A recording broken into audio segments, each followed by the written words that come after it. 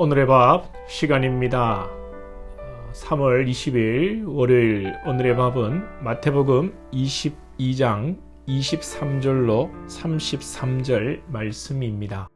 부활이 없다 하는 사두개인들이 그날 예수께 와서 물어 이르되 선생님이여, 모세가 일렀으되 사람이 만일 자식이 없이 죽으면 그 동생이 그 아내에게 장가들어 형을 위하여 상속자를 세울지니라 하였나이다. 우리 중에 칠형제가 있었는데 마지가 장가들었다가 죽어 상속자가 없으므로 그 아내를 그 동생에게 물려주고 그 둘째와 셋째로 일곱째까지 그렇게 하다가 최후에 그 여자도 죽었나이다. 그런즉 그들이 다 그를 취하였으니 부활 때 일곱 중에 누구의 아내가 되리이까? 예수께서 대답하여 이르시되 너희가 성경도 하나님의 능력도 알지 못하는 거로 오해하였도다. 부활 때에는 장가도 아니가고 시집도 아니가고 하늘에 있는 천사들과 같으니라. 죽은 자의 부활을 논할진대 하나님이 너희에게 말씀하신 바 나는 아브라함의 하나님이요 이삭의 하나님이요 야곱의 하나님이로라 하신 것을 읽어보지 못하였느냐. 하나님은 죽은 자의 하나님이 아니요 살아있는 자의 하나님이시니라 하시니 무리가 듣고 그의 가르치심에 놀라더라. 앞에서 예수님은 세금을 누구에게 바치느냐는 문제, 즉 정치적인 시험을 받게 됩니다. 가이사의 것은 가이사에게, 하나님의 것은 하나님에게라는 지혜로운 답을 예수님은 내시죠. 그리고 이제 신학적 공격을 받게 됩니다. 사두개인들의 질문입니다. 사람이 죽으면 어떻게 되느냐는 것입니다. 예를 들어 계대 결혼을 했을 때, 계대 결혼은 형이 자식이 없어 죽으면 그 동생이 형수에게 장가를 들어 상속자를 내는 것입니다. 그러면 만약에 형제들이 자손이 없이 계속 죽어서 형수에게 남편이 여럿이 있게 되면 나중에 천국에서 부활할 때 형수는 누구의 아내가 되냐고 묻는 것입니다. 아주 재밌기도 하고 또 곤란한 질문이죠. 그런데 이 질문에는 문제가 있습니다. 먼저는 23절에 부활이 없다 하는 사두개인들이, 즉 부활을 믿지 않는 자들이 부활에 대해 논하는 것 자체가 논리적 모순입니다. 이 사두개인들은 단지 예수님을 시험하고 공경에 빠뜨리려는 의도입니다.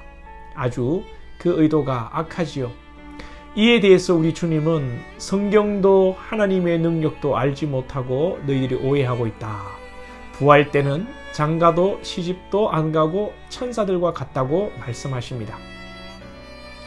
이 사두개인들은 바리새인들과 정반대로 모세오경을 철저히 믿지만 부활이 없고 죽음으로써 모든 것이 끝난다는 주장을 하는 사람들이고, 성전 사역을 책임지는 제사장 가문의 중심을 이루는 사람들이었습니다.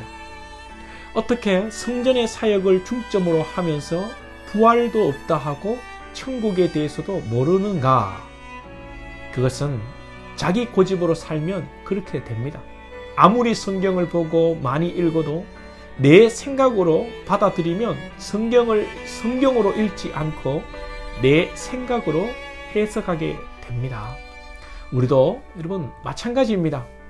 정말 말씀 앞에 내 생각과 고집과 내 습관, 내 가치관까지도 다 내려놓고 말씀을 마주해야지. 그렇지 않으면 내 생각을 가지고 성경을 해석하고, 그러니 말씀대로 또한 살지 않고 내 생각대로 사는 것입니다.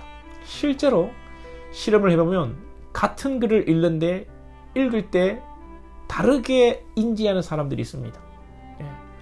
내 생각대로 내 습관대로 읽어버립니다. 그러면서 틀리는 줄도 모르고 나중에 틀렸다는 사실을 알려주면 깜짝 놀랍니다. 여러분 한번 간단하게 테스트를 한번 해볼까요? 한번 지금 주어지는 글을 20초 만에 한번 읽어보시기 바랍니다.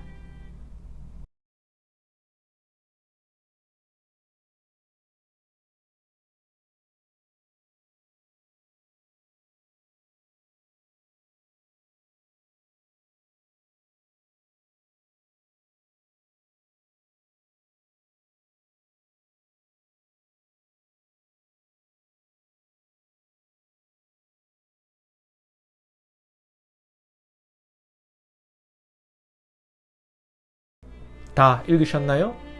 여러분 틀린 게 보이십니까? 놀랍지요. 예를 들어 아버지가 방에 들어가신다고 썼는데 실제로 읽기는 어떤 사람은 아버지가 아니라 아버지 가방에 들어가신다고 생각하는 경우도 있습니다.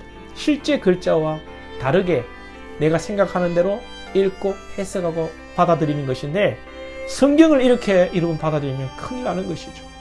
한국 사람들은 어떤 의식의 구조 속에서 성경을 읽느냐 하면 유교적 의식의 사고를 가지고 성경을 봅니다. 그래서 때로는 성경의 본질보다 유교 같은 신앙을 하는 것을 보게 됩니다. 참 위험하고 안타까운 일입니다. 목사를 그냥 목사로 보면 되는데 목사를 목사로서 존경하고 사랑하면 좋은데 목사를 하나님과 사람이 어떤 중간 위치에 있는 월등한 존재로 보고, 물론 목사를 무시하는 사람들도 있습니다만 성직자를 이 천사처럼 생각하는 경향, 또 직분을 계급으로 오해하는 경향, 지성이면 감천이라고 자신이 열심히 기도하면 그 기도가 이루어진다는 생각, 옛날 할머니들이 새벽에 물 떠놓고 기도하고 하루를 시작했던 것처럼 새벽 기도를 그렇게 생각하는 사람들, 이러한 것이 여러분 위험하고, 비록 성경을 받았지만 성경을 알지만 성경으로 오해하는 이 사두개인이 되는 것입니다. 저와 여러분, 오늘 우리 모든 선입견, 경험, 가치관을 다 내려놓고 말씀 앞에 홀로 설 수 있기를 축복합니다. 그리고 우리 주님이 중요한 말씀을 하십니다. 32절 하반절에 하나님은 죽은 자의 하나님이 아니요 살아있는 자의 하나님이시니라. 이 말씀에 많은 의미가 내포되어 있습니다. 우리는 죽는 존재가 아닙니다. 물론 때가 되면 육신이 죽고 썩어 흙으로 돌아갑니다만 우리의 영은 영원히 사는 것입니다. 그래서 우리는 늘 주님과 동행하고 주님과 하나님의 나라를 사는 것입니다. 이 땅에서는 육체의 몸으로 주님과 동행하고 육신의 죽음 이후에는 주님과 부활의 몸으로 영원히 사는 것입니다. 그래서 우리는 당연히 장래의 소망도 중요하고 장래의 천국도 중요하지만 지금 이 순간 하나님과 동행하며 사는 것입니다. 할렐루야. 우리의 신앙은 늘 현재 진행형입니다. 이 세상을 지금 물리적 시간은 이 세계의 물리적 시간으로 세계에 갇혀서 하나님의 간섭 없이 우연히 살다가 이 다음에 천국에 입성하는 것이 아닙니다. 우리는 지금 하나님의 통치와 승리를 받으며 지금 이미 천국을 살아가고 있는 것입니다.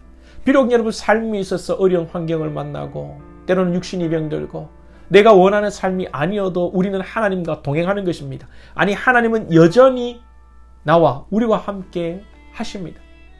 그 병과 늙어감과 인생의 고통도 하나님의 뜻이요, 이 뜻조차도 우리를 향한 하나님의 사랑이고 하나님의 온전하신 모습이고 우리에게 선한 것입니다. 이것을 믿을 때에 내게 모든 것이 선한 것이고 아름다운 것이죠.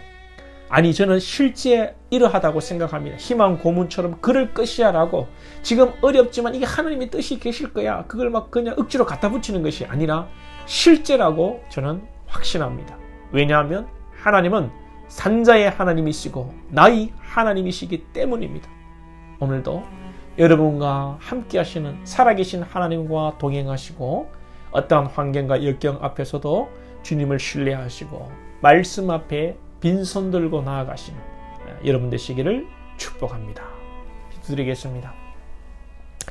하나님, 우리가 이 땅을 살면서 사두개인처럼 말씀을 오해하고 우리의 생각대로 내 경험으로 판단하고 해석하고 인지하고 그 받아들인 대로 살아갈 때가 많음을 고백합니다. 우리를 불쌍히 여겨주시고 하나님의 말씀 앞에 우리가 모든 것을 내려놓고 빈손으로 발가벗은 모습으로 나아가 오직 하나님의 말씀만을 흡수하고 받아들이고 말씀대로 살아갈 수 있는 저희들 되게 하여 주시옵소서.